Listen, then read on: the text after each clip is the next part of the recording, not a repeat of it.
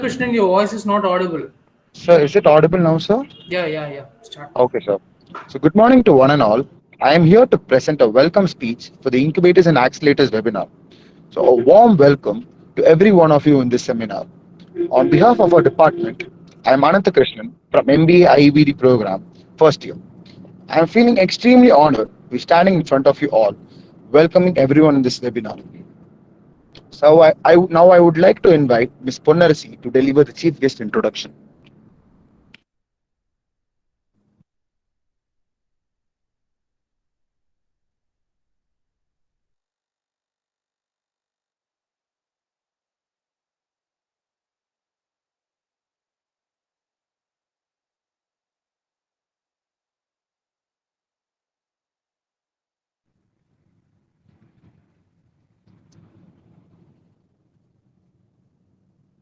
I'm going to say you're not audible. Sorry, sir. Am I audible now, sir? Yeah. Good morning, everyone. I'm grateful to invite Mr. M. Sriraman for this webinar. He is a chemical engineering graduate from Annamalai University. He is currently building social ventures with support of BIRAC, Department of Biotechnology, Government of India, a KIIT Business Incubator, which is in Pass Center, Bhubaneswar. His previous entrepreneurship development and incubation management experience at Annamalai Innovation and Incubation Research Foundation, EDDI, Annamalai University. He is also acting as a honorary state president and director of All India Startup and Entrepreneur Association. He is one of the connectors of Founders Layer PTE Limited, Singapore. He is present curator of US-based tech startup Digest community in northeastern Tamil Nadu region. He is also fostering innovation as a mentor of change for Atal Tinkering Lab at Indian Ministry of Planning Commission and Global Council of Promotion of International Trade in USA. His previous industrial experience at EID, Paris Sugar and Distillers Unit. He has also experience as principal investigator in for a funded project of Institution of Engineers India. He has published one book chapter and more than 15 research papers in the domain of food and environmental biotechnology. He has received Best Paper Award for one of his publications in 2019. He has worked in various research projects of Annamalai University, Indian Institute of Technology, Guwahati, CSIR, Indian Institute of Chemical Technology, and Northeastern Institute of Science and Technology. He is active lifetime member of Science and Technical Research Association by the Startups Community, Annamalai Alumni Business Network, and Tamil Robotics Club. Thank you, sir. Sir, we are very happy to have you, sir, Sriraman, sir. So, thank you for accepting our invitation. Now, I request you to take up the stage. Thank you, sir. Thank you, sir. Thank you for the warm welcome. Let me share my screen from another. Yes, sir.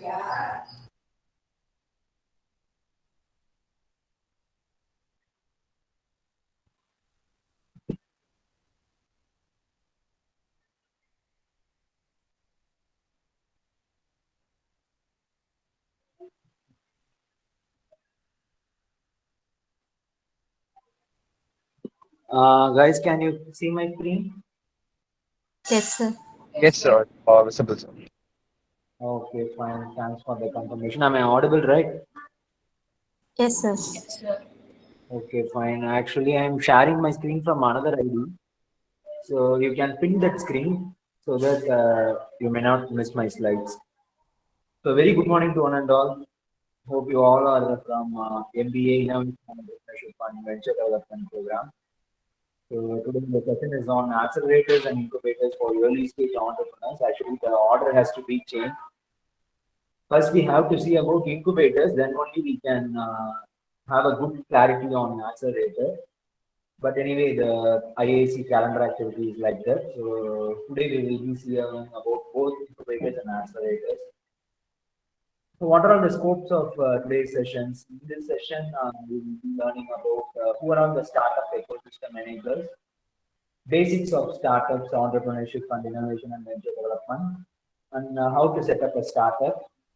So, what are all the services provided by incubation centers and accelerators? So, that is the core of today's session.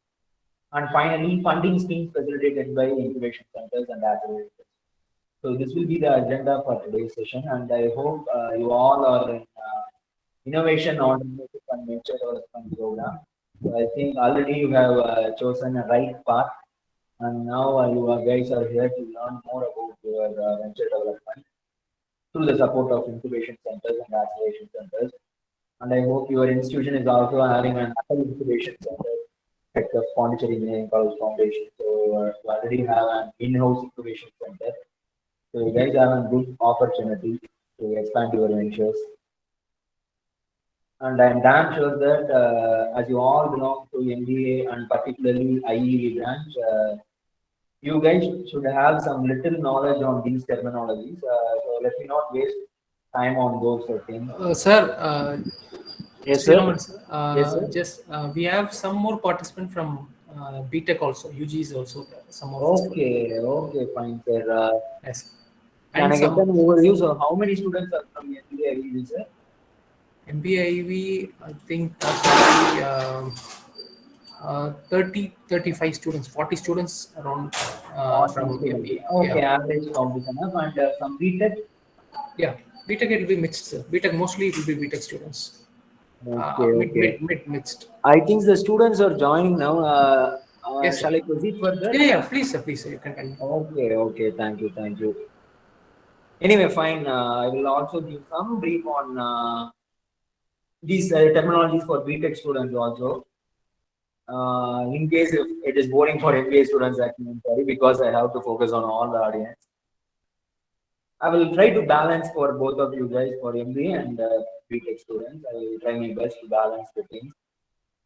And now it will be better if we start the session with warm-up activity, I think. So already it's morning. I think you all are fresh. So we have started the session on time. So that's good. We all are very punctual. So first of all, hats off for all of us. And now we'll start the session with a short warm-up activity. In my slides, there are two terminologies. One is entrepreneurship and one is startup. Of course, for MBA guys, these terminologies are not a new thing.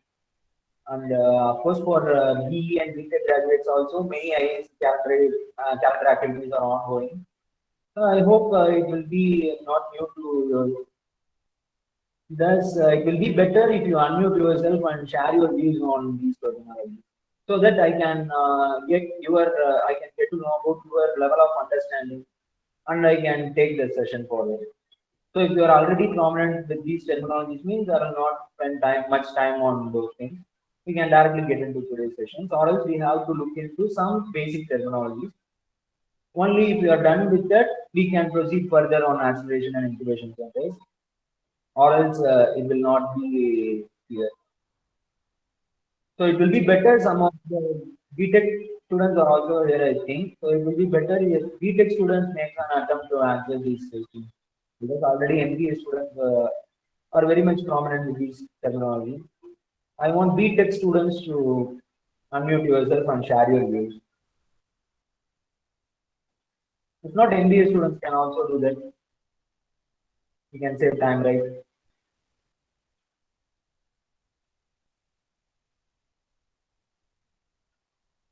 Even your answer may be wrong, it's not a matter. I am here to streamline your answer.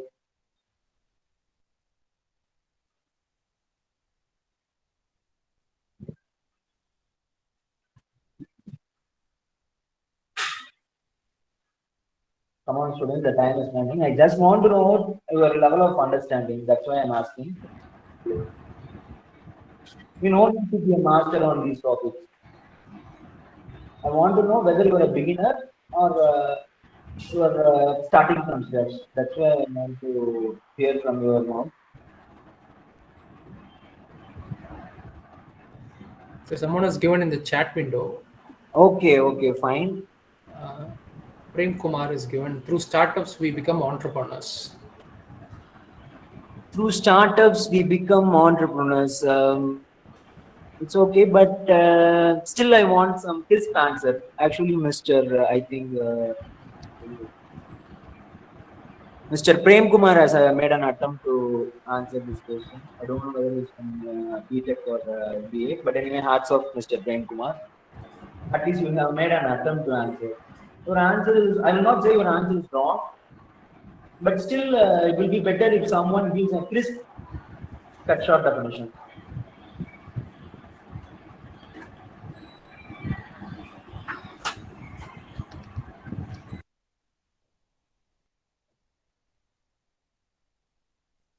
So now I can also access the chatbots.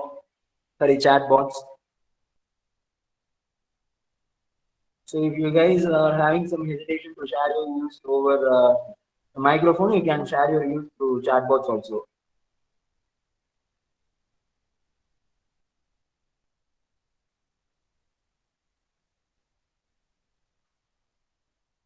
Come on, students, the time is running. And even I am okay with Tamil answers because Puducherry is in Tamil Nadu. I hope many of you may have hesitation to open your mouth with English. So I can also understand Tamil, not a matter for me. Tamil Nadu only. So you can also share your views on Tamil. I'm also okay with that.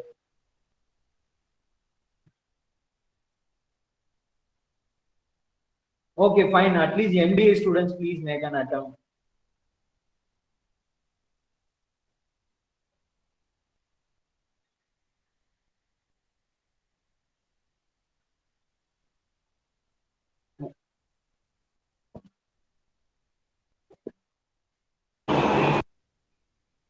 Kumar sir, I think MBA first year and second year both students are there, I think, right, sir? Yes, yes. Then definitely second year MBA students should be aware of these technologies. I think by then. Come on, students, the time is running. Already it's They have given in the chat window, sir. 2 students have given in the chat window. okay. Creation of economic value. Very good. So Miss Nivedi has made an attempt. Almost the answer is right. And Mr. Surya, a startup is a company that's in initial stages. Very good, Surya, Mr. Very good, very good, very good, very good. I think you guys were from MBA. That's why your definition are much crisp and clear. So hats off to Mr. Surya and Ms. Nivedini. So as your friends told that, let's get into the definition first. Entrepreneurship or entrepreneur is a person who takes risk. So why he needs to take risk? He needs to take risk. That way, a calculative risk to start his own venture in with an innovative idea. So entrepreneurship is the word derived from Latin language, which means adventurous. So what basically these adventurers loves to do? All these adventurers loves to take risk, right? Unto that calculative risk. That's why entrepreneur is also a person who loves to take risk. And he is taking calculative risk for starting his own venture with an innovative idea. So this is entrepreneurship. And startup is an early stage company which is selling, as Mr. Surya told, a startup is the early stage company which is selling innovative product or maybe service. That service may be a digital service or a normal service. He will be a startup will be selling innovative product or service, and it's much dependent on human potential rather than capital or investment potential. So this is the definition for entrepreneurship and startup. So almost Mr. Surya's definition for startup is right. Startups are nothing but they are early stage companies. And as per the Ms. Nivedini's statements, entrepreneurship is towards the creation of a good economic value. What the impact the entrepreneurship is going to bring into our country. Ultimately, we are going to generate job opportunities, and through job opportunities, many will be earning money and they will pay taxes, and ultimately the aim is to promote the country's economic values. Of course, Ms. Nivedini's definition is also right. And as per the definition of Prem Kumar, first we have to focus on entrepreneurship, then only we can become a startup. So this is the definition for entrepreneurship and startup. Now let me throw some insights on the difference between entrepreneurship and startup. So there is a key difference between an entrepreneurship and startup. And what is that? Entrepreneurship is adding little innovation in a conventional business. So you can see in my slide that I have highlighted these technologies. I have added adding little innovation in the conventional business. This is entrepreneurship, and startup is making huge business out of a simple or little innovation which could create a big impact. So this is the key difference between entrepreneurship and startup. It will be better if I explain this with an case study, I think. So let's take an example of Tea Time. So Tea Time is not a new brand to all of you, I guess, because nowadays in all South Indian region we have this franchise of Jesse Tea Time India Private Limited. So let's take the story of Tea Time as the case study for the difference between entrepreneurship and startup. Actually, in the very beginning stage, Tea Time was an entrepreneurial venture, and now they are a startup. So let's see how they started and how they are running now. So initially they started selling authentic Assam tea recipe. So that is the innovation. That is the little innovation. They started selling authentic Assam tea recipe in a petty shop in an Andhra Pradesh, in a district called Rajamandri. That railway station. They were selling authentic Assam tea recipe with one outlet. With one outlet, they were selling this unique Assam tea recipe. So that was their uniqueness and novelty and selling point, whatever it may be. Basically, that is their innovation. So through that innovation, they started their entrepreneurship venture. So petty shop is a conventional business, and their Assam tea recipe is the uniqueness. They are infusing their infusion and they are infusing their innovation in a conventional business, so that they become an entrepreneur. This is an example for. Sorry, I heard some voice. Cut பண்றே ஏறேவா Students, please. அண்ணா அப்படி And போட்டு this வந்தா is என் செல்ல போட சொல்ல attendance அதுல விட்டு அதுல ஒன்னு போட்டு விட்டா I think someone is.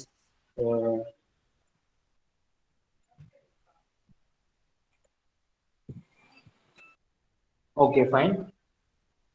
This is the story of Tea Time. They started with an entrepreneurial venture and now they are a startup. How they become a startup? They scaled their recipe as a brand.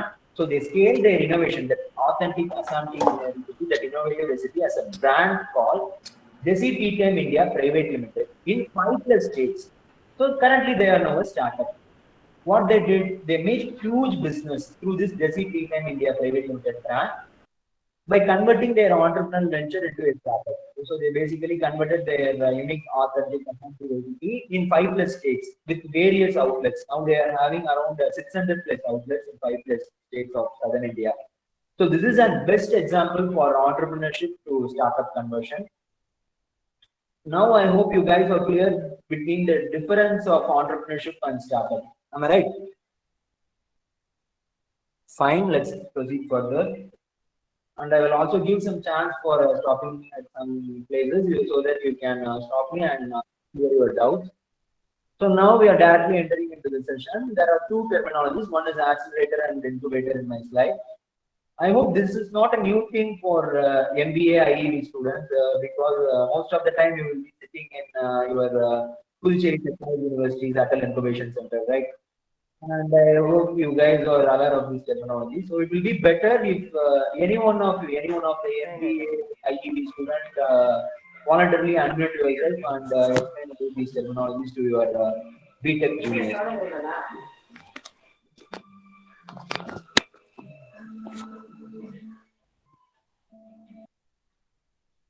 I will also explain, but I will give some add-on to your explanation. It will be better if you start. Incubator is a machine which used for babies in hospitals. Who is this? Can you please introduce? Harita. Are you from BTech or MBA? BTech, sir. BTech, okay. As per your point of view, your definition is right. I will not say wrong.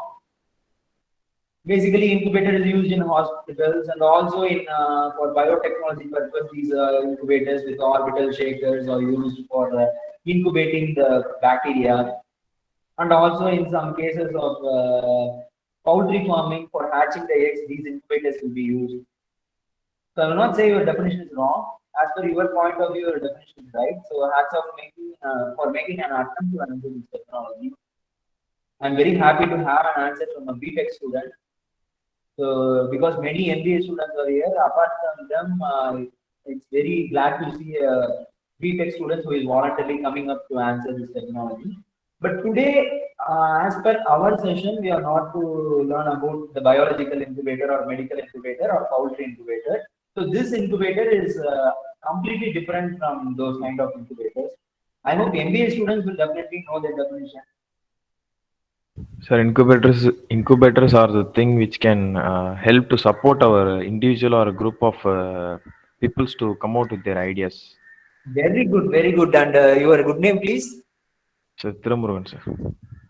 Are you from MBA? Sir, BTech, sir. BTech, very good BTech students. Actually, Mr. Tirumurugan's definition is 100% right. There's no doubt on it. So this incubator is completely different from the biological incubator, medical incubator, and poultry incubator, which we are seeing for a long time. Students, please unmute yourself so that no disturbance will be there. When it's required, you can. Please mute yourself. When it is required, you can unmute yourself. So, as per Mr. Tirumurugan's definition, it's actually in definition is 100% right. Actually, this concept is inspired from our ancient biological, medical, biomedical, and poultry incubators only. What we are doing in this poultry incubators and medical incubators, basically, some kind of atmosphere is created for the thing which is going to be incubated, right? Even if we take an poultry incubator, what we are doing, we are keeping an egg inside that poultry incubator.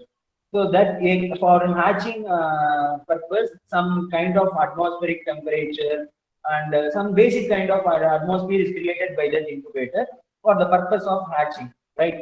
So the same concept was inspired for technology business incubator also. So in technology business incubator, instead of egg, we have idea.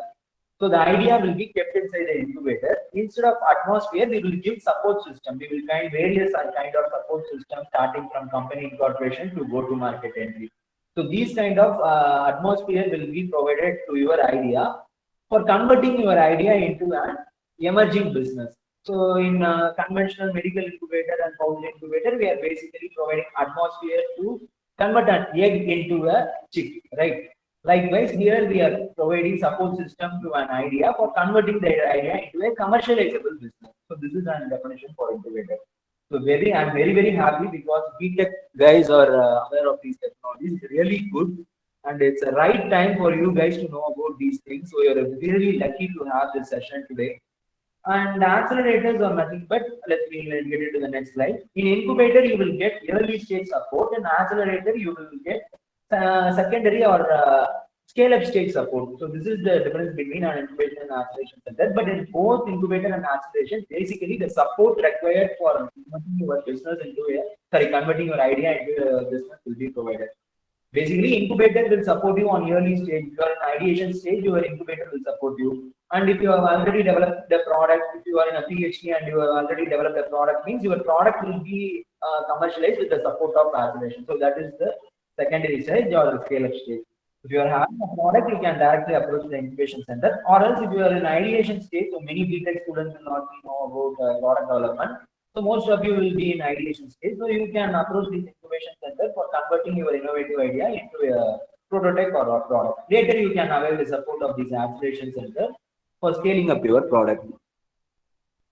So another thing is that R&D cell and incubation cell. So this is also very much prominent in all the higher educational institutions.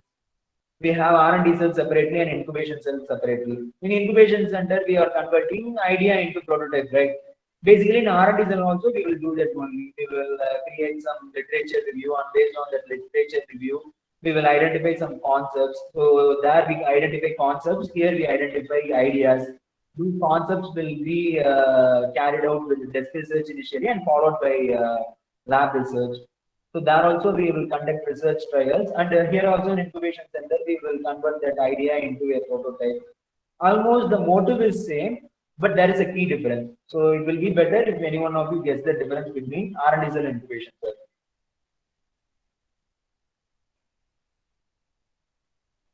So in every institution, we have separate R&D cell and separate incubation cell, right? Why we need to have two different cells? Almost both have a same focus, right?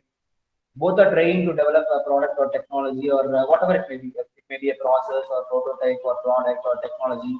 Basically, they are doing innovation. R&D cell is also involved in innovation. Incubation cell is also involved in innovation. So why we have two different cells? So almost all the incubation centers are established in recent years. Even in Puducherry Technology University, I think the Atal Incubation Center, Pondicherry Engineering College, was established within 3 to 4 years ago, I think. But these R&D cells are established long back.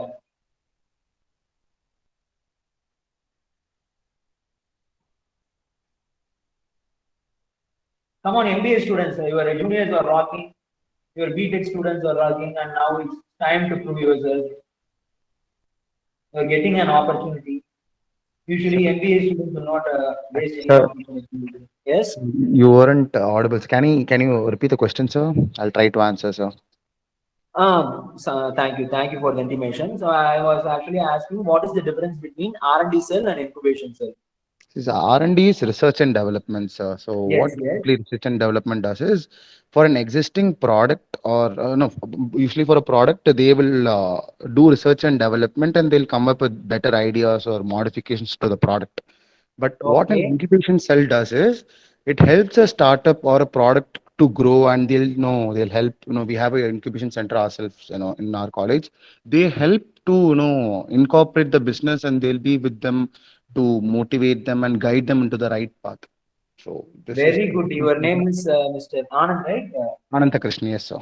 Okay, very good, Mr. Anand. Your definition is exactly right. So there is a key difference. The key difference is commercial aspect. In R&D cell, no one will look on commercial aspect, as Mr. Anand told. They will look on digging into the deep core of science and technology. They will never care about commercialization. But incubation center is not like that. They will only focus on commercialization, and even there is a thumb rule in incubation centers. In incubation centers, they will consider only 20% of your technical part of your startup, and 80% they will concentrate on your commercialization aspect only. So there the rule is 80-20. But in case of R&D, they never care about commercialization. They will focus only on publication of paper, profile building, HTX building, these kind of things only. But in incubation centers, they will focus mainly on patent filing. Of course, in R&D cells also we used to file patents, but never those patents are commercialized, right? But in incubation centers, we focus on commercializing. We focus on commercializing patents and also on filing commercializable patents. So the commercialization is the major difference between R&D cell and incubation center. And also this incubation center will focus much on commercialization aspects only. So this is the key difference between R&D cell and incubation center, as your senior Mr. Anand told. And one more interesting thing to note that R&D cells are established long back. They are there for many years. But the intention of establishing an R&D cell is to carry out commercializable research only. But it was not possible. That's why incubation centers were established starting from 1984. And one more thing, in India, the first incubation center was established in Trichy. So in NIT Trichy, now it's NIT Trichy. In 1984, it was Regional Engineering College Trichy. So the India's first incubation center was established in Trichy only. The incubation center was called as Truckstep, Trichy Regional Engineering College, Science and Technology Entrepreneurial Park. So for this intention, only incubation centers were established, and now in all institutions like Pondicherry Technological University and other higher education institutions, we have separate R&D cell for focusing on academic research, and we have an incubation cell for focusing on industrializable and commercializable research. So this is the difference between R&D cell and incubation cell. So now I hope you guys are clear on the difference between R&D cell and incubation cell and acceleration centers. And also I hope you guys are clear on the difference between startup and entrepreneurship. So now we will see about the incubation, innovation, entrepreneurial venture, startup ecosystem enablers in our India. First, we will start with primary ecosystem enablers. Before that, I would like to know that are you guys clear of these basic terminologies? Accelerator, incubator, R&D cell, and also we saw about startup entrepreneurship. Are you guys clear on these terminologies? Do you want me to stop and throw some better clarity on those? No need, sir. We are clear enough. Super. Very good. So now we are entering into primary ecosystem enablers. First, we will start with Ministry of Education's Institution Innovation Council, who is sponsoring this webinar. Actually, all these primary ecosystem enablers are having a major role on awareness creation and motivating the students for generation of idea and also for converting their idea into a business model canvas. You will see about business model canvas. I hope MBA graduates are aware of it, but for BTech graduates, I will throw some insights on business model canvas.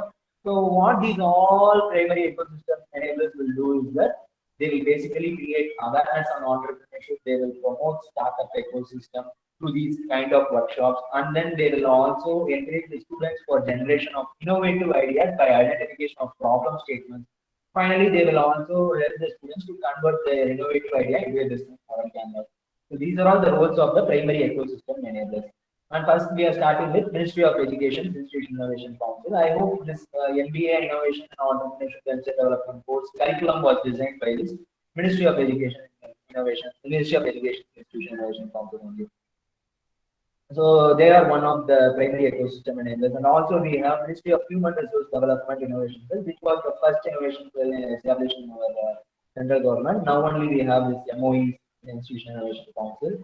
And also we have Entrepreneurship Development Innovation Institute of Tamil Nadu, e-cells and e-hubs.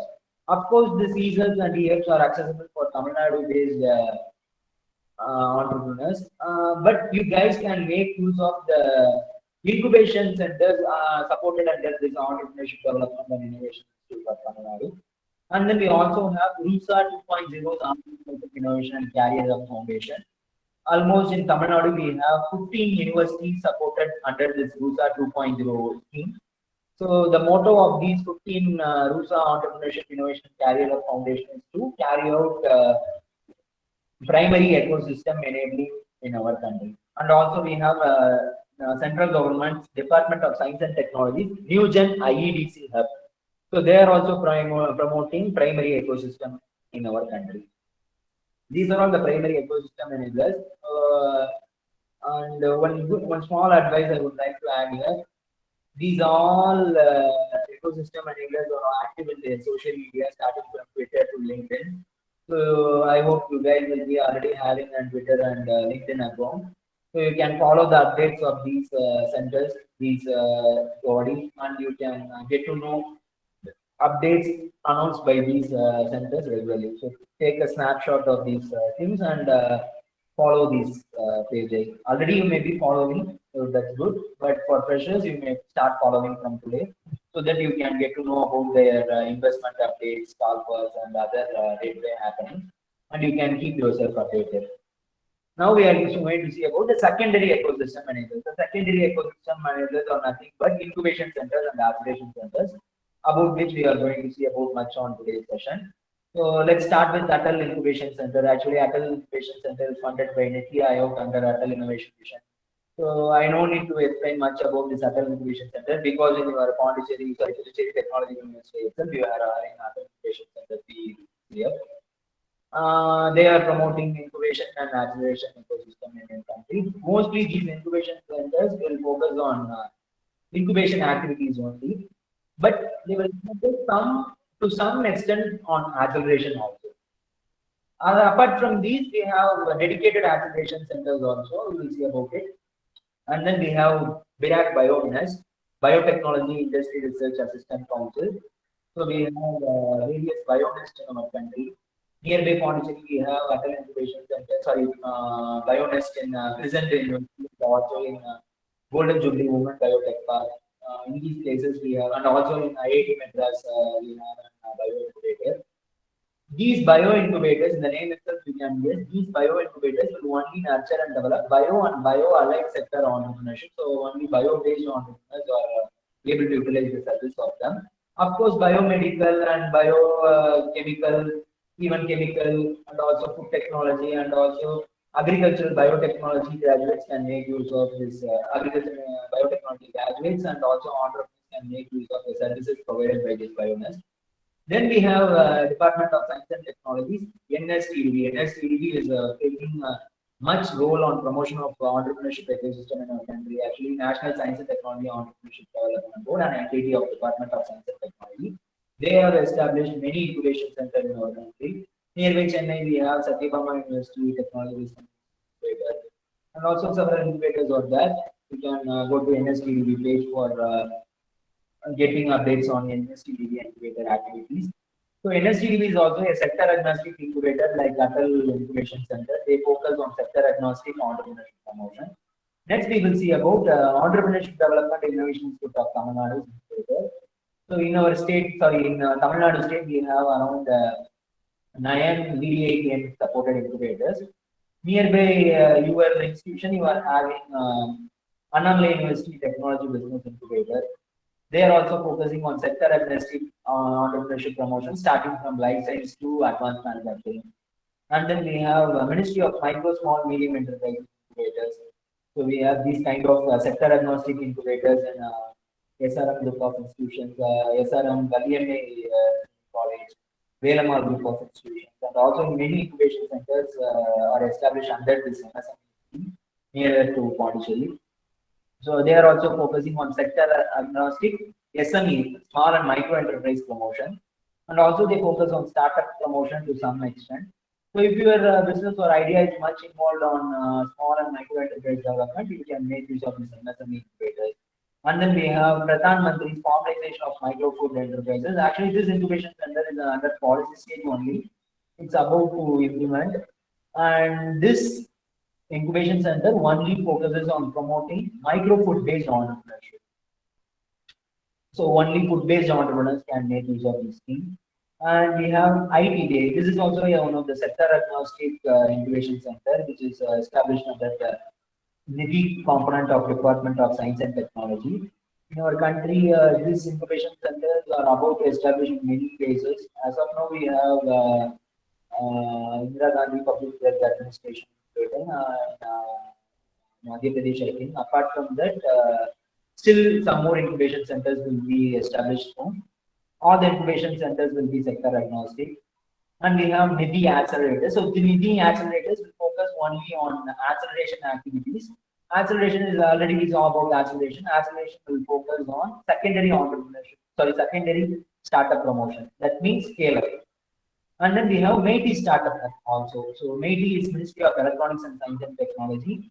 Sorry, Ministry of Electronics, Information and Technology. So in the name itself, you can identify that only circuit branch based entrepreneurs can make use of this. Circuit based branch means nothing but EEC and AIC, CSCID, like these kind of branches. Only these kind of entrepreneurs can make use of this MeitY startup hubs. In MeitY also many funding schemes are there. We will see about this in the last part of the session. So these are all our primary and secondary enablers for country. If you are not following any of these ecosystem social media handles, you should definitely start following now, so that you can keep yourself updated on these things, what are all the happenings around us. So now we are getting into the tertiary enablers. They are nothing but angel investors and venture capitalists, and of course our focus of today's session is only on secondary enablers, which is about incubation and acceleration center. But I will throw some insights on these terminologies also.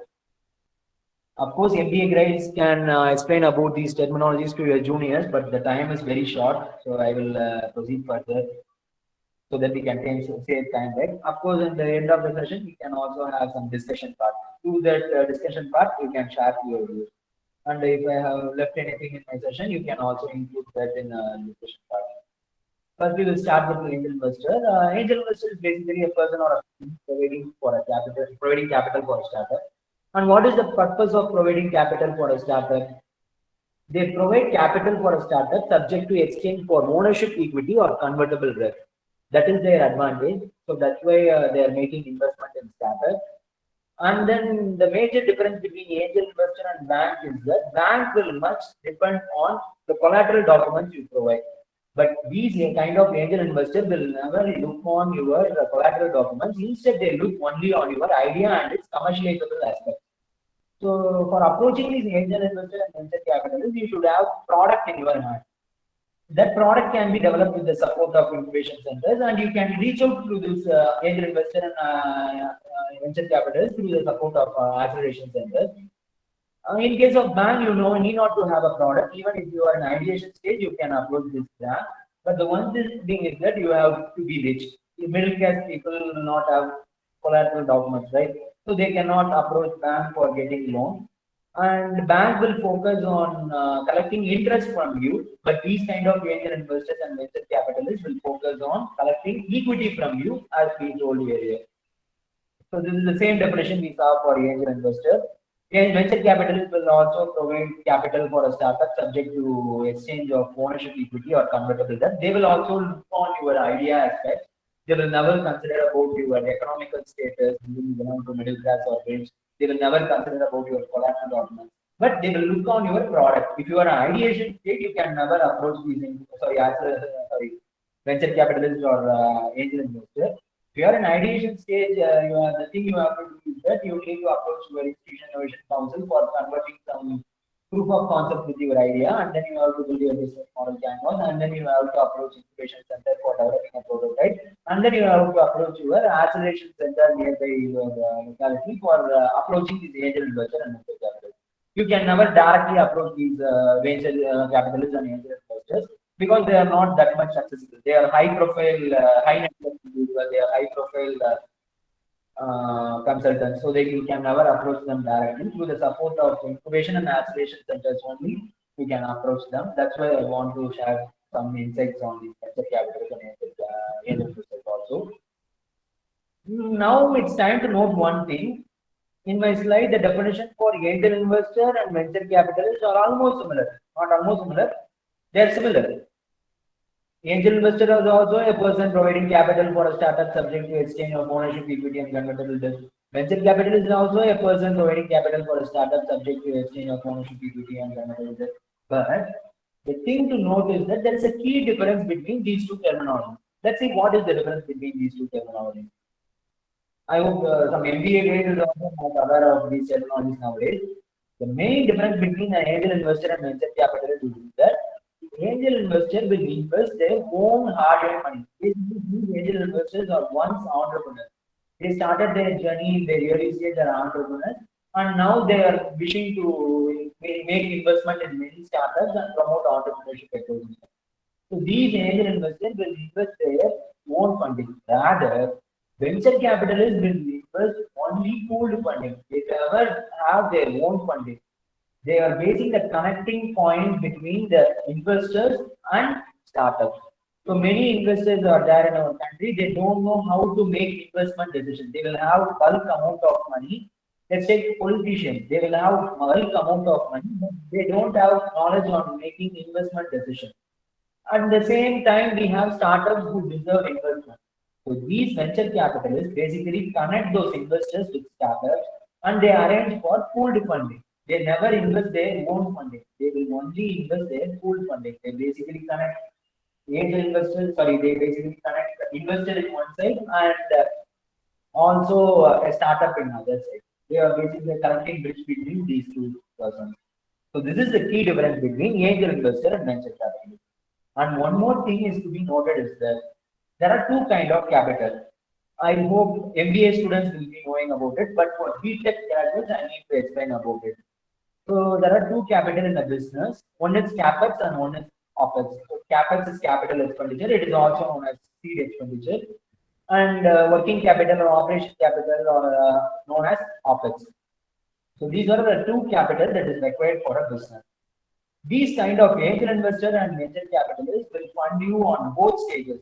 They will fund you for seed capital stage also and also on operation stage also. But all the government agencies will focus only on investing you in your seed stage. They will only invest you on for your seed capital. They will never consider about your operational capital. You have to manage it on your own. Of course, we will see about government opportunities, government grant in our last part of the session. This is the thing to be noted. To make it more clear, let me explain this with an example. For example, if you are buying a bike, the amount you are going to invest on your bike is your seed capital. And the amount you are going to invest on your bike's fuel allowance for the next 5 years is your working capital. Not only fuel allowance, your maintenance charges, insurance, and all these things come under operational capital or OPEX. or working capital. So this is the key difference between seed capital and working capital. Of course, if you are establishing a business, you need to lease a space, you need to construct your own space, and also you need to buy some equipment, right? All these comes under seed capital. After establishment, you need to get an electricity connection network, and also you need to pay monthly electricity bills, monthly internet bills, and monthly wages for your employees, that is salary for your employees. So all these things come under working capital. So before approaching a government agency or before approaching an angel investor, you should have clear-cut definition about your seed capital requirement and working capital requirement. So far we are seeing about everything, and now it's time to know who are all eligible to get acceleration or incubation support through these ecosystem enablers. We saw about primary ecosystem enablers, who are nothing but VDC and IAC, and also we saw about secondary enablers, who are nothing but incubation centers and accelerators. Also we saw about tertiary ecosystem enablers, who are angel capitalists and angel investors. Now it's time to see who are all eligible to approach these centers and avail support. So this will be a major doubt in everyone's mind now, and now it's time to see about the eligibility criteria. Any individual above 18 with an innovative idea can get a support from an IAC or an EDC or an technology business incubator or an acceleration center or an angel investor or venture capitalist. So this 18 years is as per legal norm. Even nowadays, entrepreneurs are there. Entrepreneurs are nothing but kid entrepreneurs. So they are establishing their own venture at their 8 age, 10 age, and 13 age through their parents. In their parents' name, they will be establishing their venture, and they will be in the back end. But you have to be an adult for getting support from these kind of centers, because as per legal norms, you should be an adult to establish your company in your name. So this is one criteria. And of course, another doubt in everyone's mind is that can a full-time student or part-time student, an undergraduate student, PG student, PhD student, or postgraduate fellow can establish a startup or not? This is a major doubt which is in every student's mind. Yes, of course, these students can start, any student can start their own venture. Of course, if you are a student, engineering student, or a graduate, undergraduate student, means definitely you will be above 18, right? So you can establish your own business in your name. If you are a school student, of course, no school student will be in this session. If you are a school student, basically you can establish your business in your parents' name. So this kind of innovation ecosystem enablers are accessible to almost everyone in our country, starting from kids to adults, and starting from students to illiterates. So even illiterates can make use of this thing. And finally, it's time to break a myth. A full-time faculty member permitted by their employer can also make use of this thing. But one thing is that government institutions will not allow their faculty members to establish their own venture in their name, because already they are getting fat pay from their government side, right? So one thing they can do, they can become an advisor in a venture. They can establish their venture and they can become an advisor of their venture, and they can support that venture in back end. Of course, you can support the venture in back end. No one is going to restrict. In case, luckily, if you are a private employer, a private faculty member associated with a private higher education institution, you are free to start your own venture. And one thing is needed, you basically need to get an NOC from your management, college management, to avoid future disputes. So if you are done with that, you can easily establish your own venture. So now it's time to know one more bonus thing. You may be an individual, you may be a government faculty member, you may be a private faculty member, you may be an illiterate, you may be a kid, you may be an educated fellow, you may be a student. All these categories cannot directly get support from acceleration or incubation or pre-incubation or angel investor and venture capitalist. They need to establish an entity in their own name, because without legally incorporating an entity into your name, you cannot get this kind of support. So that is highly essential. And of course, registering an entity in your team name is not a much complicated task. Even you guys can do it in yourself on your own at your early stage, and during your revenue stage, you can hire a chartered accountant and you can outsource for establishing your own venture in your team name. Of course, for some students, there are some concession in your student team name itself. You can that student name need not to be incorporated. With your unregistered student team name itself, you can get some funding. But 90% of our funding and support will be provided to you only if you are registered entity. So it's better to start registering your entity now if you are interested to pursue entrepreneurship and startup as your career. So this is the thing. Who are all the eligible to get support from Accelerator Center. So now you guys are clear on the eligibility criteria. Shall we proceed further? And of course, some MBA graduates may be knowing all these things, but I'm sorry, guys. I'm supposed to give insights for your juniors, that is BTech graduates also. That's why I'm taking this much time. So BTech students, shall we proceed further?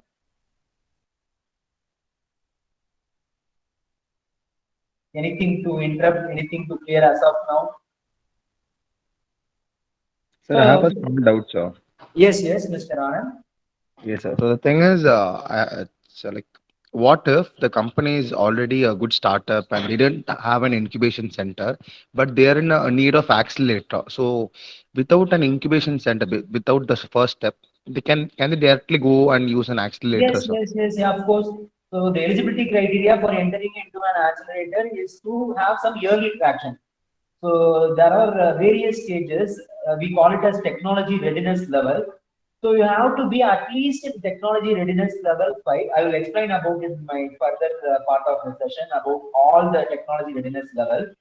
So the technology readiness level 5 states that you should have conducted some pilot trials with your product and you should have some yearly traction. Yearly traction means yearly revenue from yearly customers.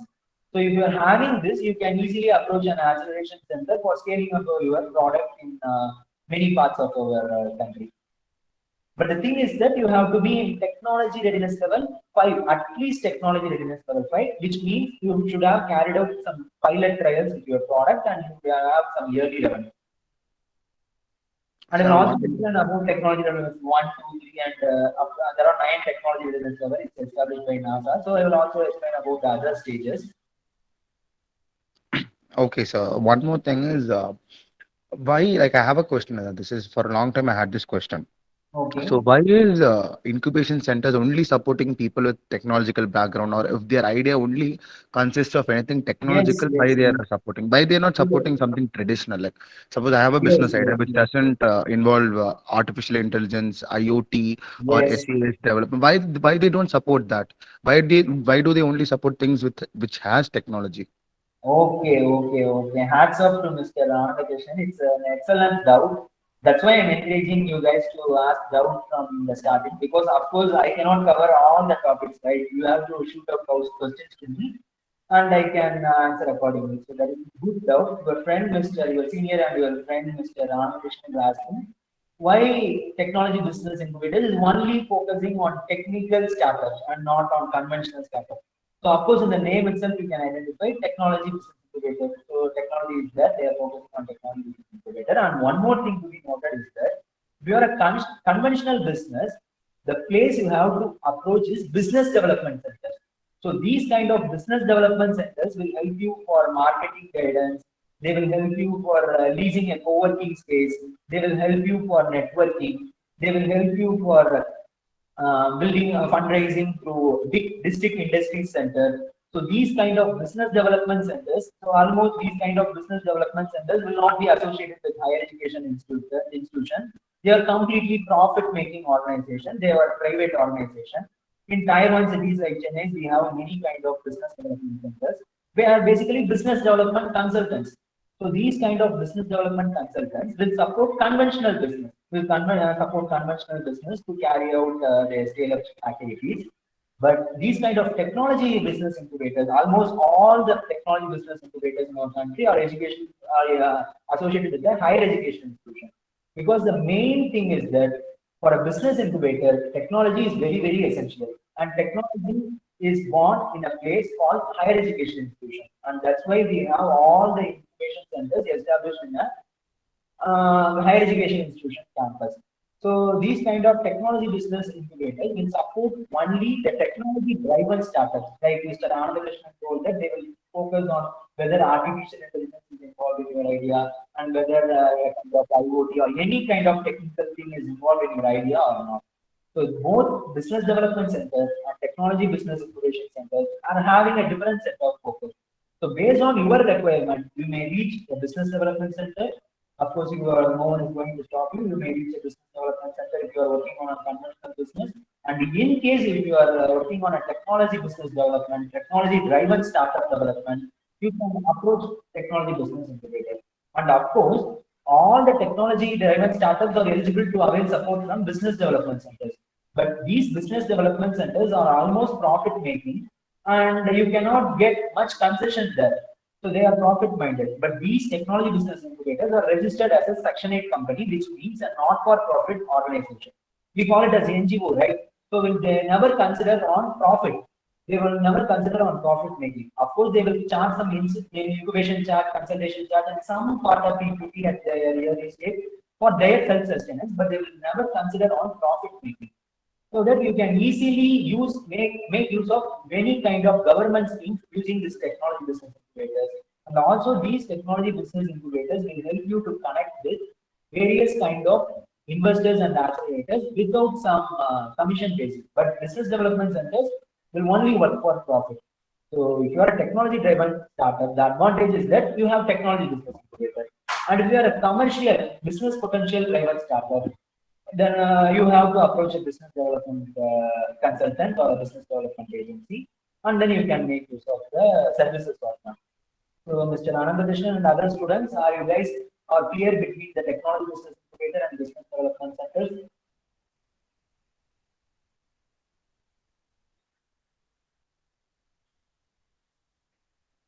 Mr. Anandakrishnan, have I answered your question? Yes, sir. Yes, sir. You have answered my question, sir. But then I'm getting more and more doubts. Like, so, anyways, you can complete the session, sir. Okay, I'll ask okay. it Even then. we can have a discussion part in the last, and also we will discuss offline mode. No problem. Sure, sir. Sure, sir. Okay, fine. So the main thing is that in technology business incubators, you will get lot of concessions, lot of funding schemes, lot of opportunities. In case if you are a technology driven startup, so no one can give you all those concessions for conventional business, right? Because conventional business, in case of conventional business, competition is very, very high, and the volume is also very, very high. We cannot focus on quality. So there is an entry restriction. That is nothing but technology. If we are having that entry restriction, means all the business will be streamlined so that we will get quality startups and we can give some concession to their quality startups. So that is the difference. Of course, we will discuss more, Mr. Anandakrishnan, at the end, and also we will discuss offline. So almost the time is 10, and I think the session timing is 1 hour only. Will it be a problem if I take another 10 to 15 minutes? Do you have another any commitment? Because still we need to cover some important aspects. Because the session is having both BTech graduates and MBA graduates, I need to satisfy both and balance the session. So do you have any other commitments? Shall we take another 10 or 15 minutes extra? Of course, we have started the session on time, but I need to balance the content. Of course, we have covered many basic aspects considering the BTech graduates in the session, but still there are some more advanced inputs for MBA graduates also. I want to cover it. Can I take 10 to 15 minutes extra? Will it be a problem?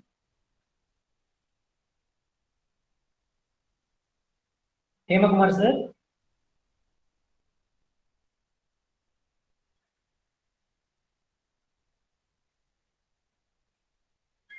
Hello, am I in the session? Yes, sir. Can I take 10 more minutes? Yes, for? sir. Yes, sir. Yes. Okay. Okay. The student is not having any other classes next week, right? Yes, yes, sir. They're online. Almost it's breakfast Okay. time. I'm really sorry, students, because I have to balance the content. That's why I'm taking this 10 minutes extra additional time, and surely I will try to conclude within 10 minutes. Of course, it's breakfast time. I'm really sorry for that. So far we have covered all the basic aspects, and now we need to cover some advanced aspects for considering the MBA graduates present in the session. So these are all the basic steps for setting up a startup. Now we are in the startup setting up phase. So these are all the basic steps in starting up a startup.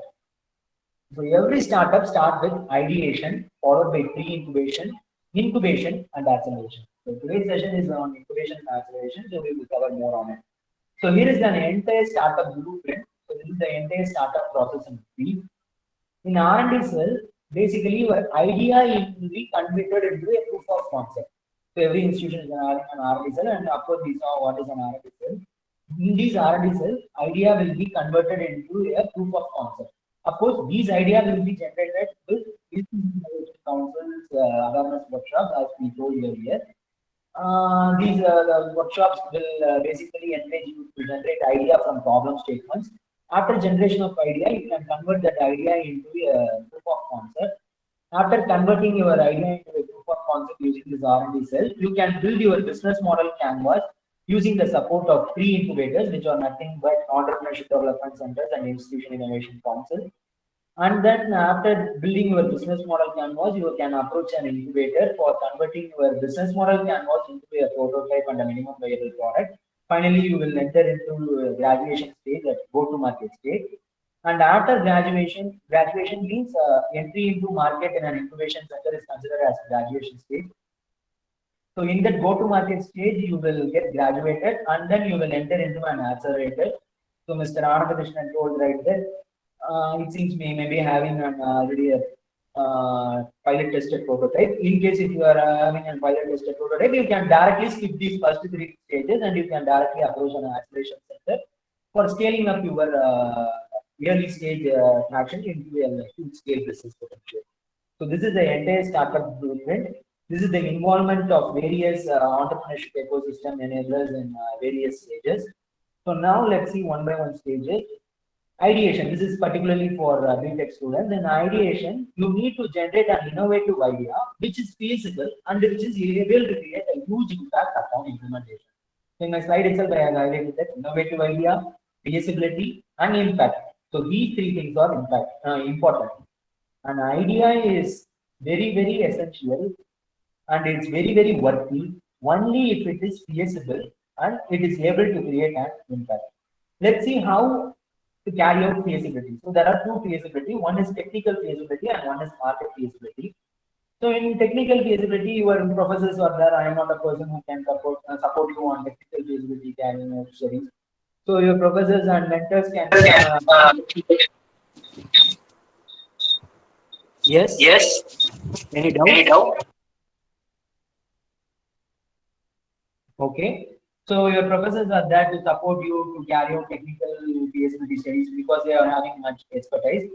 You will carry out technical feasibility studies with the help of your professors and R&D centers, and then you will have to carry out your market feasibility studies on your own. So market feasibility study is very, very important for a startup. And of course, I told in the beginning of the session itself, only 20% of technical weightage is given to a startup. Almost 80% weightage is given to commercialization aspect. So that is the 80-20 rule. So it is a need of the hour. And this market feasibility studies can be carried out using some online and offline service. Of course, you all know to design Google Forms. You can design several set of survey questionnaire and you can circulate it among your friends, and you can carry out whether your idea will be accepted by market or not. So that is called as market feasibility study or impact analysis. So there is one more thing. Let's see how an idea can create a huge impact or not.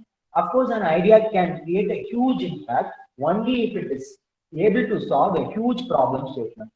So I will suggest everyone to start with problem statement identification rather than novelty identification. You should run behind problems at your early stage. No need to run about novelty. If you run about problem statements, definitely novelty, innovation, everything is welcome. So I will suggest everyone to start with problem statement identification. Problem statement is around us. Everywhere it is around us.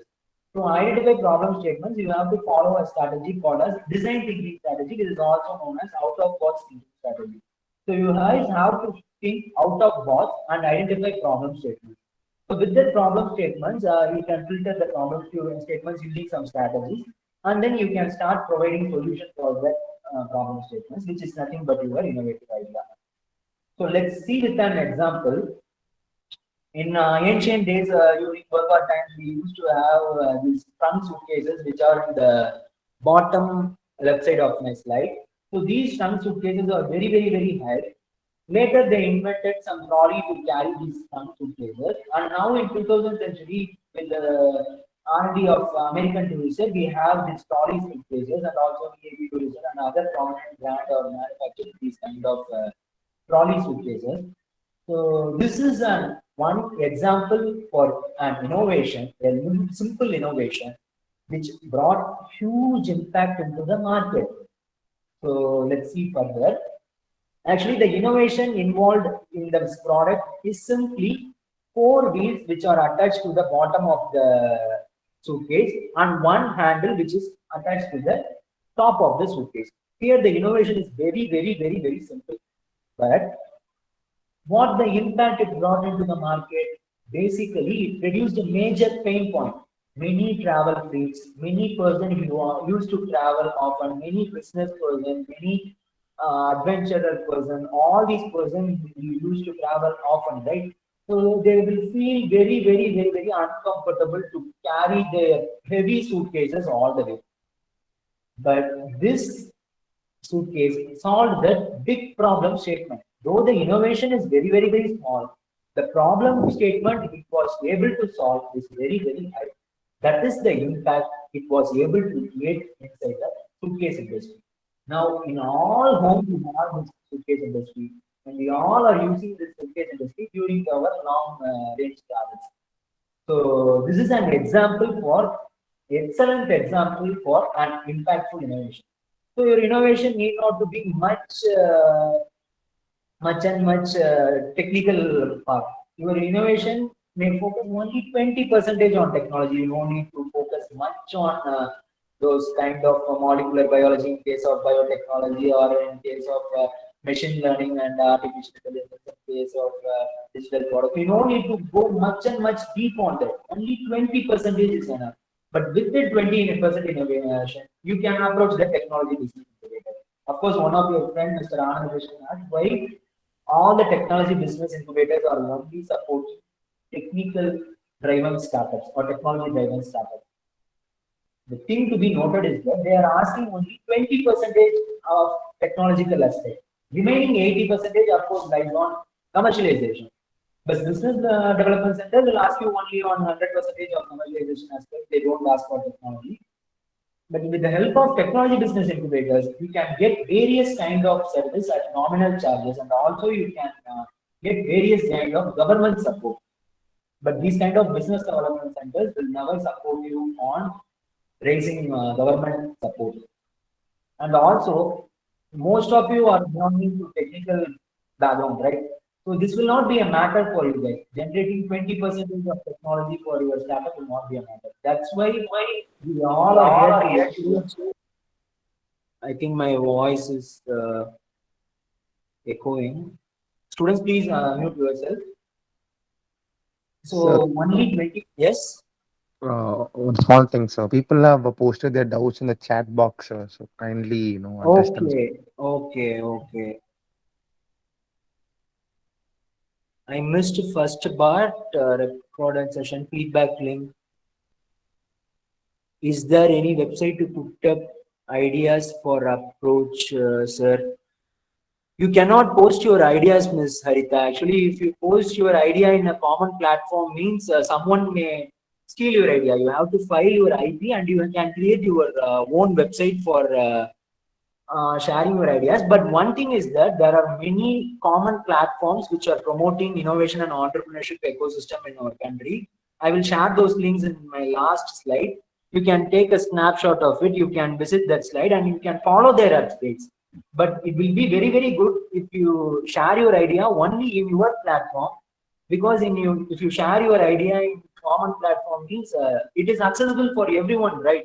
So idea theft may occur even if you file patent. So that's not advisable. But your motto is to get updated on government opportunities and other kind of updates happening in our country, right? For that, you can follow many kind of websites. I will share those links in the last part of the session. I think no more doubts. Okay, fine. So next we will see about pre-incubation. After idea generation, you will approach pre-incubation centers, which is nothing but IIC and EDC. So here you will generate proof of concept, as we saw earlier, and also these proof of concept will also be generated in R&D cell. But of course, R&D cell and IICs are within an higher education institution, right? So IIC will also support you on proof of concept development. So here you can get to know about like-minded people in these kind of pre-incubators like IIC and EDC, because you will be attending lot and lot of events, conclaves. That will be introducing with like-minded people who are passionate on startups. So that is the best place for team building. So in this pre-incubation stage itself, you can build your team. And of course, branding. So branding like logo creation, slogan creation, everything else can be done with this pre-incubation center. And these pre-incubation centers, through a structured workshop, they will conduct business model preparation workshop. So through that workshop, you can convert your proof of concept into a business model campaign. And of course, we are I'm repeating this terminology, business model canvas. Of course, MBA graduates are aware of this terminology. For BTech graduates, I have a short glimpse on this business model canvas. So this is the structure of a business model canvas. In this business model canvas, as I told you earlier, 80% you will be describing about your technology only, sorry, commercial aspect only, and 20% only on technology. So here itself you can note that in the fourth slide only you can describe about your technology. In the remaining in the remaining 8 slides you can describe about your commercialization aspect. First you have to describe about your problem statement in your first slide. So I already saw what is problem statement. And then you have to segment your customer. Who are your target audience? Whether your target audience is a student or your target audience is a working professional, or you can also segment your customer based on gender, whether female or male. And also you can segment your customer based on age. Like this, you can segment your customer and project in the slide. And in third slide, you can project your unique value proposition. So value proposition is the value you are adding to that existing product. In case of the suitcase example, the value addition is nothing but the suitcase trolley wheels and handle, which is not available in the earlier version. So the updation is nothing but the value addition. It is also unique value proposition. So your value proposition should be clear. You should not do blah blah blah kind of things in UAP, because people will focus much on these slides. And we can also call this unique value proposition as novelty or innovation. People call it many technologies, but the concept is same. And fourth slide, of course, you can describe about your technical things. And the fifth slide, you can describe about your unfair advantage. I think some MBA graduates, for MBA graduates also, this thing will be a new terminology. Unfair advantage means it's also called as unique strategic assets. So it's basically a synonym for unfair advantage. Unique strategic assets is nothing but they are the assets which prevent copyability of your technology. So now I hope you get my point. So it's nothing but IPR, intellectual property rights. So we have copyrights, trademarks, design patents, and of course patents. So all these comes under IPR head. So that is a big portion. You have to have a separate session on it. So you may Google it. So no need of explanation much on IPR. You may Google it and know about it. So in that you can know about intellectual property rights filing. In the fifth point, you have to describe about intellectual property rights. And sixth slide, you have to describe about revenue stream. In what way you are generating revenue for your product. So you may generate revenue through subscription model, you may generate revenue through service model, and also you may generate revenue through direct sale model. So these are all the revenue streams, prominent revenue streams. For example, if you are having a mechanical workshop, means you can sell bike and generate revenue. So that is direct sale, and also you can provide service, and also you can give that bike on rental basis and generate revenue from service model. So these are all the revenue streams, popular revenue streams, and finally cost structure. So already we saw about capex and opex, right? You have to segment your capex and opex, and you have to describe about your cash cost structure here. And finally, key metrics. Key metrics are nothing but growth indicators. For example, an higher education institution, number of students getting placed in an annum is their key metrics. And for YouTube channel, number of subscribers is their key metrics. Likewise, every business is used to have a unique key metrics, and you have to find out your key metrics and project it here. Finally, channels. So there are many channels: B2B channel, B2C channel, B2C channel, S2G channel. So B2B is the prominent, business to business. B2C is also prominent, business to customer, which is nothing but retail business. But B2C is e-commerce, so direct to customers. And also we have S2G. S2G means startup to government. So nowadays many schemes are there. Through that you can directly procure goods from your government can directly procure goods from the startups. So these are all the supports provided by incubation center. So I know the time is running and it's time for breakfast. So I will run through my slides. As we told earlier, company registration is mandatory for a team. So incubation center will facilitate you for company registration. You don't need to worry for that. And of course, Startup India registration is also mandatory for all startups. In our country, Department for Promotion of Industry and Internal Trade, which is coming under the Ministry of Industries and Commerce, is the regulatory body for startups. So under this ministry, you need to get a certificate as a startup. And of course, these technology business incubator will help you to avail the Startup India registration. So these are all the other registration. These are all not mandatory. They are just optional. Starting from goods and service tax registration. So there are some eligibility criteria for goods and service tax registration. And of course, at your early stage, you don't need to get these goods and service tax registration. And if your business is import centric and export centric, you need to get this IE code.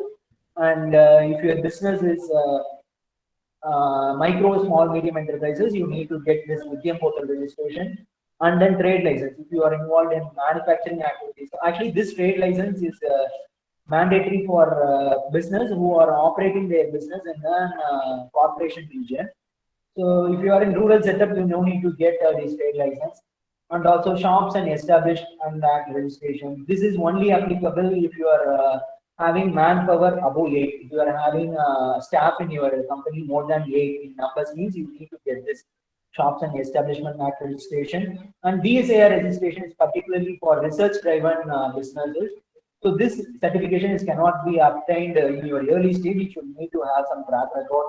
And TAN registration. So TAN is nothing but tax deduction system and tax collection system account number. So this will be required when you hire your employees and you pay bulk amount of salary to them. So if you are paying bulk amount of the salary to them, you have to deduct taxes on their sources. So that is nothing but tax reduction in sources. So for that purpose, you need to have this TAN number. And finally, GEM portal. So GEM portal, you can participate in government tenders and government e-bidding. So all the startups will get relaxation for participating in this GEM bid. So these are all the registrations which are not mandatory for you guys. You can take a snapshot of it and also you can learn more about in Google. So here is intellectual property rights, and all the incubation centers can facilitate you for IP filing like patent, trademark, designs, and etc. And startup kit. So startup kit is nothing but many banking. So of course, if you are registering your company, you need to have your current account. MBA students will know about that. Along with current account, many kind of bank are providing you startup kit. Under the startup kit, you will get various kind of e-vouchers. For example, you need to build your website, right? For that, you need Amazon Web Service Cloud. These bank will give you free Amazon Web Service Cloud credits. They will give you IBM credits. They will give you Microsoft credits. They will give you Vakil Search credits. The Bank of Baroda is one such bank which is providing you all these credits worth around 1 lakh. And you have ICICI Bank, Startup account, and HDFC Samrit account. Many accounts, startup accounts are there. Every bank is having a dedicated startup current account, so you can make use of them. And internship support. This is mainly useful for UG students. So all the incubation centers are associated with higher education institution. So the incubated companies in a technology business incubator can make use of the interns available with that higher education institution. So this is the kind of win-win situation. Both the intern can get benefited, both the student intern can get benefited. They can get some pocket money also, and they can develop their technical skills, and also the startups are getting dedicated manpower at cheap cost. So that is another advantage. And mentorship support. And the other thing is that higher education institution are having a rich mentor pool. They are having a rich faculty expertise. So these faculty can be engaged in the technology business incubators through mentorship programs. So that the major advantage is that they can hold some equity in that startup for the mentorship they render, and also they can get good HMs. So you can commercialize your idea, your intellectual things. So next is technology support. In case if you are a startup, you cannot get everything on your own. For example, if you need a 3D printer, you cannot buy a 3D printer on your own. The 3D printer may worth you around 1 lakh if it is a decent 3D printer. And also if you need some kind of electronic circuit designing, you need to have some kind of soldering, resoldering setup. So these kind of setups cannot be bought on your own. So you can use all these facilities available with an higher education institution like Puducherry Technological University through the technology business incubator like AAC. Of course, if you are a student, you can directly make use of these technologies. If you are a passed out student, you cannot directly enter into your lab, right? So your incubation center, you can enter into this lab and carry out this technology development. And not only technology development, you can also carry out technology certification, technology validation, technology testing. All these things can be done with this incubation centers. So many incubation centers will also focus you on applying for innovation contests. So through these innovation contests, you can get some prize money, which will be very helpful for you. And marketing guidance. Of course, Accelerator will help you much on marketing guidance. And the incubation center will also focus something about marketing part. They will nurture some basics of marketing in your mind. If you are a pure techie, no need to worry. Incubation centers are there to help you. And if you are a pure BCom plus MBA graduate, no need to worry. Incubation centers are ready to connect with you a right technical mentor and support on technical aspects. And finally, product showcase. In incubation centers, many kind of demo day will be organized. In the demo day, you can launch your product. In this demo day, many kind of investors, many kind of startup ecosystem stakeholders, and many kind of ecosystem enablers will be participating, so that you can basically do networking and investor connect. Of course, incubation centers will connect you in your early stage with government agencies, and acceleration centers will connect you with investors like angel investors and venture capitalists at your scaling stage. So now we saw about all stages. So already I told to Mr. Anandakrishnan that there are many stages. Already I told about technology readiness level, and we spoke about technology readiness level 5. So let's see what are the other technology readiness level stages. And now it's time to map your stage. If you are a startup aspirant, please map your stage. For example, if you are making networking with an investor or a community enabler, the main thing they will ask you is that what is your technology readiness level? And by that time, you should be able to answer this question. If not, you will not get an impression. Of course, you will not get a first impression. So first impression is the best impression, right? So you guys should be able to identify your technology readiness level. So the technology readiness level for a startup is like a age for human. Let's assume that if someone is asking you your age and you are not able to reply, means it's not a good thing, right? Like this, if you are a startup aspirant, you should be able to identify your technology readiness level stage. And one good thing is that you cannot get this particular slide even in Google, because in Google it will not be much simple. Lot of technical things will be involved, and you need to carry out rigorous groundwork to understand about this technology readiness level chart. But I have made a rigorous research on those things, and I have simplified those things, and I have put it in front of you. So please take the screenshot of this particular slide, because I am damn sure that you cannot get it anywhere else, because it is my own secret. I am sharing my secret. So you can make use of it. You can take backup of it also. You can take a backup of it in Google Drive also, because it is much important, because you cannot get it anywhere. So let's start with stage 1. Stage 1 is nothing but ideation, which is facilitated by 3 incubators. And stage 2 is proof of concept, which is facilitated by R&D centers.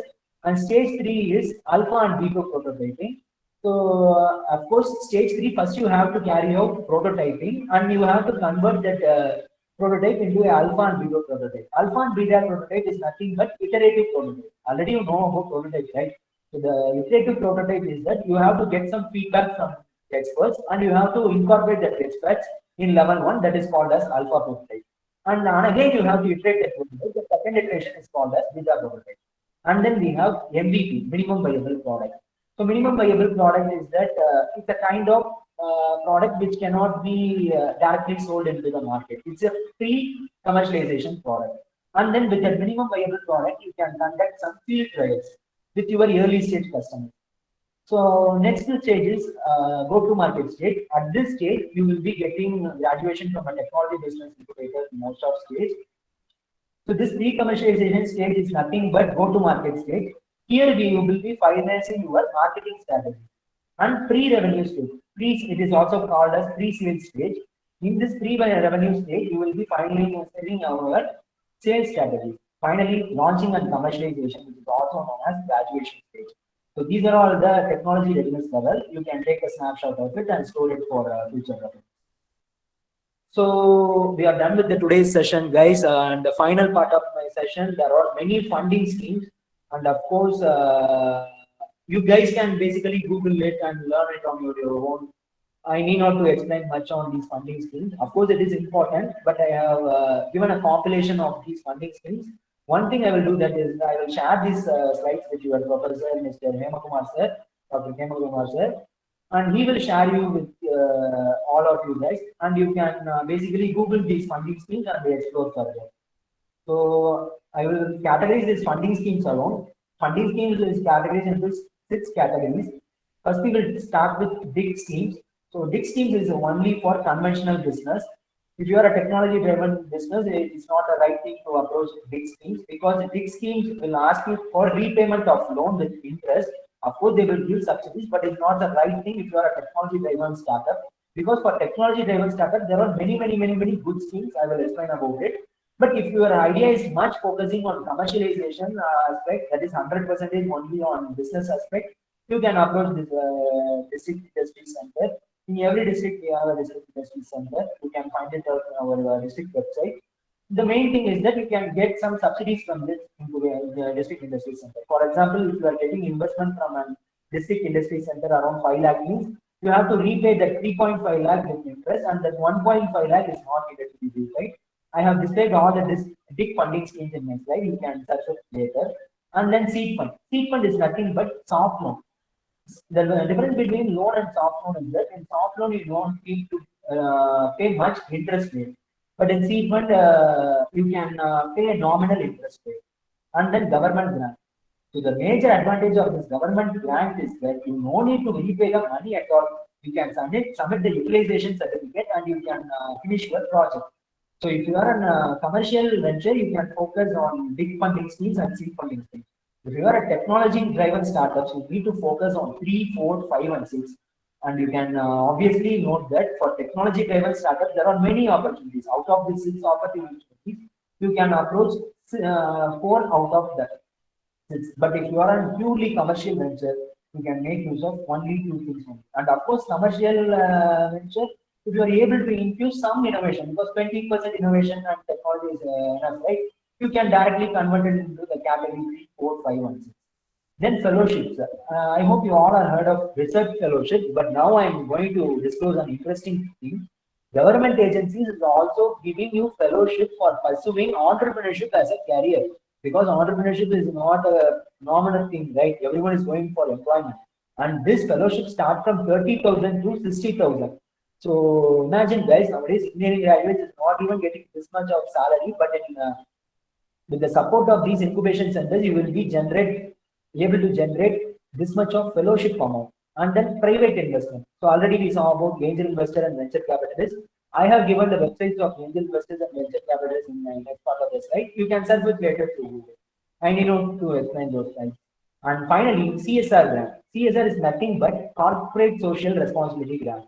So all the corporate companies need to donate 2% of their profit to some socially impact-driven ventures.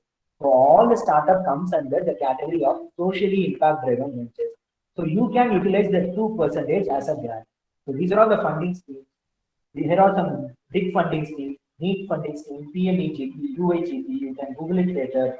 And then you can Google about government seed fund scheme. We have Ministry of Human Resource Development, BUSA scheme, NSC scheme, Triple S scheme, seed support scheme, NABARD seed support scheme, BIRAC seed support scheme, and grant. You can note that there are n number of grants. The only thing is that you should be technology driven. That to 20% technology driven startup is enough. So if you are an conventional business, there is not much opportunity for you guys. But if you are a technology driven business, there is much and much opportunity, and you can get many support from technology business incubators. So there are many grants. You can Google it later. And not all the grants are sector agnostic, and also not all the grants are year-round open. You can Google it to know about more information, and also you can approach me personally offline to know more about these grants. So I know you need to explain about these grants, I think. So here are some new funding schemes also. You can search those things. And finally, fellowship. There are 4 fellowships, government-funded fellowships for pursuing startup as a career. You can also Google it.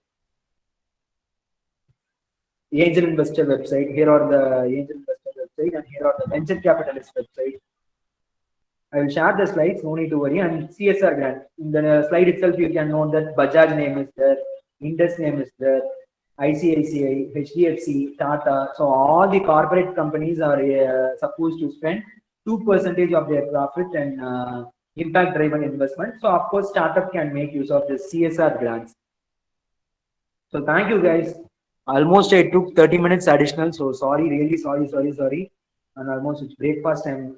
I think the major drawback is that here both MBA graduates and both BTech graduates are here. So I need to balance. That's why I took 30 minutes extra. In all my sessions, I used to manage my time, but today I failed. I am sorry for the same. And of course, I have disturbed your routine breakfast timings. So sorry for the same. Sorry, really sorry for the same. But I hope definitely this session will be very, very useful for both MBA graduates and also BTech graduates. If I have done justice to this session to both undergraduate and postgraduate mates, I am really happy. So now it's the session is open for discussion, and now you can share your feedback. We can discuss on some things, and also you can ask some doubts. So thanks a lot to the management of PTU for giving me this great opportunity to share my insights. Thank you, sir. Thank you very much. In fact, we are very happy. Sir, you took a very elaborate session and very detailed about the different aspects. You took, it was not extra, it was more informative actually, because really we enjoyed a lot. That's the important, and more aspects you have delivered regarding the TRL levels, the different incubators, accelerators. Excellent, sir. Excellent, sir. Thank you for sharing your valuable time. Okay, sir. If you have any doubts, open, or we can call Ananthakrishnan to deliver the vote of thanks. The session is open for queries. You can ask Sir.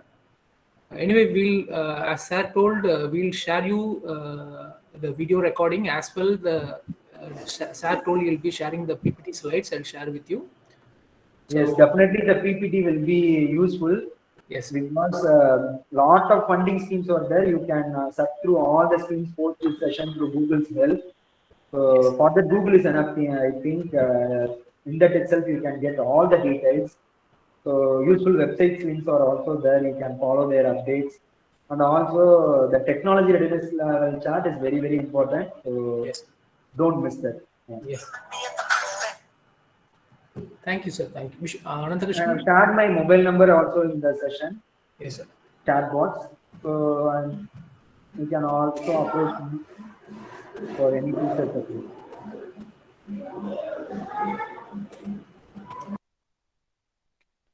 Okay, thank you very much, sir. It was a really good and informative session, sir, from your side. And if anyone has any doubts, they can clarify it now, or can we move to the vote of thanks? Ananthakrishnan? Sir? Yeah. Okay.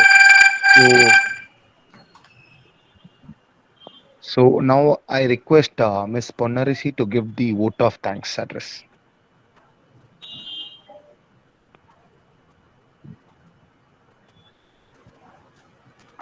Good morning, everyone. It's my privilege to express my gratitude to all the participants for their presence and active participation to make this webinar successful. I would like to thank our Honorable Chief Guest, Mr. Sriraman, to take out time from his busy schedule to share valuable information and enlightening us on this day. And I would like to express our profound gratitude to Dr. Hemakumar, convener Institute Innovation Council, for organizing this webinar and providing immense support and encouragement to make this a successful one. And last but not the least, I extend my gratitude to all the coordinators of these events, students, and anchors for their dedication and coordination in making this session interactive and interesting. Thank you. Thank you, students. Thank you, sir. Thank you, everyone, all the participants, and please kindly fill up the feedback form, for receiving the participation certificates. It will be there in the chat box. So kindly fill up the feedback forms. Thank you. Thank you all. Thank you all.